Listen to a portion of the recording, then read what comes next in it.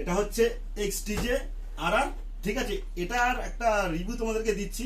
এটা হচ্ছে অনেক হালকা, অনেক পলকা।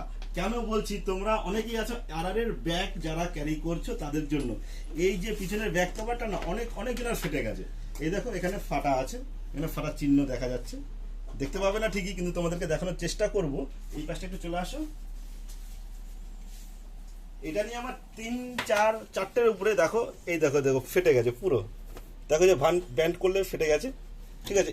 এইটাও দেখো, এই যে ফেটে গেছে, এখানেও ফেটে গেছে, এখানেও ফেটে গেছে। মানে অনেক অনেক অনেক কটাই আমি দেখেছি এরকম পুরো ফাটা চিহ্ন আছে। এখান থেকে এখানটা টোটালটাই ফাটা ক্র্যাক দেখা যাচ্ছে, কিন্তু বুঝতে পারছো কিনা জানি না, দেখেছো পুরো ফাটা আছে। তো যারা নিয়েছো তারা ব্যাগ ভালো বানাও, এবং তাদেরকে বলবো ক্যারি ঠিক মতো করো, ঠিক আছে। ধুমধাম করে ক্যারি করো না, মানে এর ব্যাক প্যানেলটাই আগে আর কি ফাটে, ঠিক আছে। তো তাদেরকে ভিডিওটা দেখার জন্য বললাম যে তোমরা ব্যাগগুলো ঠিকঠাক করে বানাও এবং ক্যারি করো। ভিডিওটা ভালো লাগলে শেয়ার করো, আর কি বলবো লাইক কমেন্ট করো, ঠিক আছে। Tata, bye bye.